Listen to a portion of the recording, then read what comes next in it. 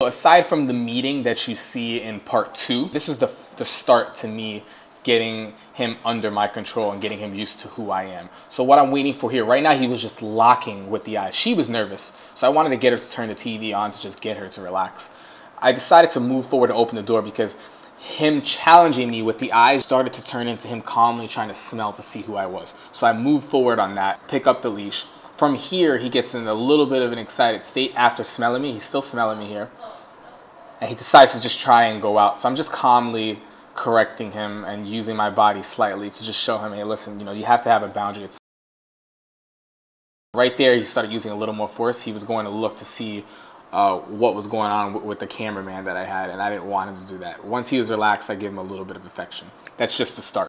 Okay, so what I'm doing here is testing the waters. This is my first walk with Shadow. I'm going to miss all the normal cues and signs that he gives me and not make any type of preventative direction or correction. Wait till he gets into his heightened state to see if I can control it. I suspected that when he got into this state, he was not only a threat to dogs, but also to the people walking him. Here, I was successful in being able to calm him down somewhat, which was the start to my conditioning to getting him used to taking direction and not being the one that leads the way all the time and assesses on his own. In the next clip coming up here, he's in his heightened state, and he actually turns around and almost redirects at me. He had a muzzle on, we were able to calm it down, but my suspicions were correct, which is why it's important to not let it get to this point. So let's actually take a look at that clip again and break it down a bit more for you guys. All right, so the most effective way to get through a dog is to be able to understand his language when he speaks to you. Right here is when it starts. This is the time to give him direction, but more often than not, owners don't think that that's related to this behavior here. It's the sign, it's the start to when he starts taking interest. We know his reaction, so that's what we want to do, is snap him out of what his intentions are about to lead him into. That's called giving him direction. Every time you give a correction doesn't mean that a dog is being bad. You're just keeping him in sync with you. And that's what a lot of people miss. They miss their opportunity to give preventative direction. They feel bad because they associate that with correction, thinking that correction is something you only give your dog if he's doing something bad, and that's not true. Here, I actually try to give him some direction right there, but he's just 100% not responsive. So I'm forced to having to wait until he gets into this heightened state and shut this state down. Once he has a bit of relaxation, I reward and I relax myself as you see me drop the leash. That's rewarding in itself. So he's still in a heightened state, but he's learning to actually observe without reacting. So I give him a bit more of a touch here, and he actually looks and gets redirected, so I give him some affection for that. Okay, so in some cases, you want to go for earning trust first. Through earning trust, you're going to gain the respect. Once you have that combination, you have something to build focus on and build a pattern with. Through that pattern, loyalty is going to follow. Loyalty is that consistency. Loyalty is that reliability that everybody wants in their dog. With this specific case, we had a dangerous dog that didn't follow anybody but his rules. He just reacted when he saw. He wasn't grateful or appreciative of the owners. They didn't represent any type of authority figure at all. So for this specific case, I had to go for respect first. What's important to understand is that once I gain the respect, as long as a dog is not being hurt, he's gonna learn to start trusting you, because you're putting him in situations that he normally goes to attack because he might feel threatened, or goes to attack because he doesn't know how to act, and you're showing him how to cope with this situation in a different way. So by taking him and throwing him into situations where he was in his heightened state and actually controlling him and shutting down his behavior, it shows a couple of different things. It shows that, one, I was a little bit different than what other people were used to tolerating with him.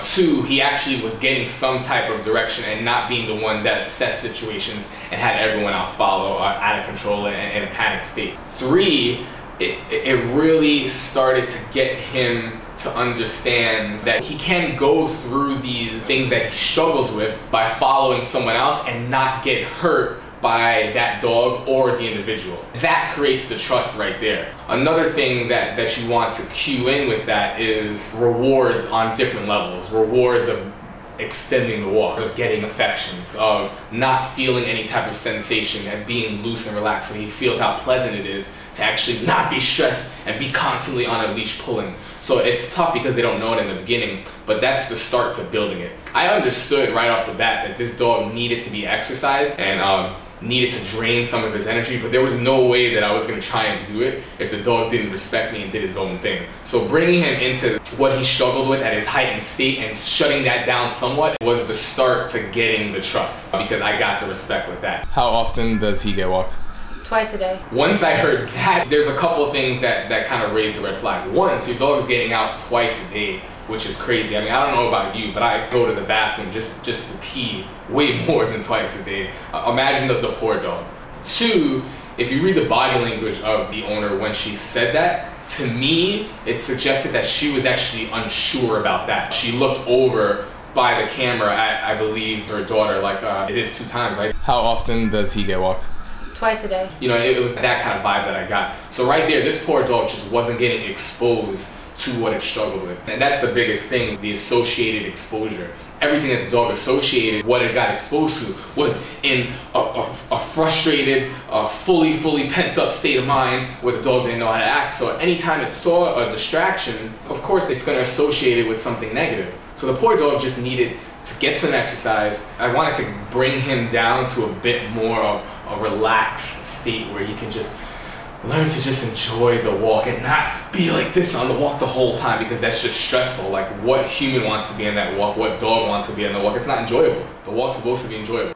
So this was to just drain a bit of energy that he desperately needed. He needed to be a dog. He needed to run. He needed to participate in activity like this. And he got to partake in this for being such a good boy. He starts to learn to respect and trust me and sees that good things follow. We get to do things together. We get to have fun. Very, very important. Now that I've drained a bit of this energy, I start to introduce him to what he struggles with lightly. It just changes his state of mind. Here you see a squirrel, he's not even reactive. So I start giving him direction when he's at a lower intensity level, a lower state of mind, where I can give him cues and direction. He starts becoming responsive. Now this gets easy. You give direction, doesn't have to be a harsh. The dog responds to it. It just becomes a part of life, and he learns to follow. And you see the dog following here. Here I stop for a second to relax him, sit him down. The dog in the window is barking. He sees the dog, you see him looking up, but he doesn't respond, so he learns to just coexist. Very, very huge step to me starting to work with Shadow.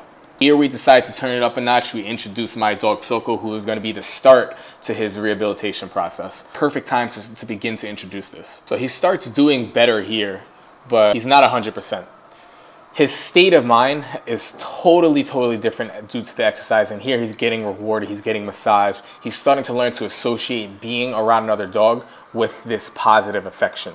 Only getting affection when he's in this state. I wouldn't try to reward the way that I'm doing here if he was in the wrong state of mind, because that would just nurture that and reinforce the bad state. So here's doing good. You're going to see a correction coming up right here. That's because that was the start to the excitement. So let's look at this again in slow-mo. He's getting the affection, he's in the right state. Once I get up, that triggers a bit of excitement. So it's about catching it before it escalates. This, in him getting intrigued at this point right here, boom, that's level 1. I'm able to see results and snap him out of it. 1, because it's on a lower level and I'm catching it right away. But 2, he's learned to accept direction from someone he trusts. It's going to happen again here. You'll see the tail start to wag, the head. So that's the start to level 1. He's not ready to meet the dog just yet, not at that level. He has to be back down in a calmer state before he gets to actually smell the dog without the intention to challenge with the eyes. Just getting him to start moving with another dog brought him back into an excited state. So you can see the comparison to why he struggles with kids. Kids are often very animated. They're often very excited. So what we're trying to do is create movement, but keep him back at the level that he was starting to display, which is a lower level of excitement. So we use Soko for this case because he reads energy very well. Energy of when I'm nervous, energy of when I have control, energy of the dog, when I should pick up on something that I might not. And he's a stable dog. So what I want to show you here is something that probably got overlooked by most of you, so check this out. It's very short, so we're going to slow it down. I get nervous at one point where energy-wise I lose control. I try to correct here. My dog follows me. If I'm in control and I'm confident, he reads it. I correct here, no reaction, no reaction. At this point, This is where you see Shadow start to get intense. I'm still okay. This is where I see it. I get nervous. I step in with my leg because he was about to burst. This is when my dog reads it. He knows something's wrong. His leader, who normally has control, who's normally confident, just got nervous. Something is wrong. So you see the tail here. Wag. This is the challenge. The eyes lock. Right when I regain control and I have it, you see him turn away in confidence because I regained control, so he no longer has to assist. This is why I stress all the time how important it is to catch things right at the second you reach level 1, because there's so much language that goes on in the blink of an eye. I mean, we're going to show this in normal speed. Look how fast it is. At this speed, you almost don't even realize it. This was the beginning of my breakthrough with Shadow.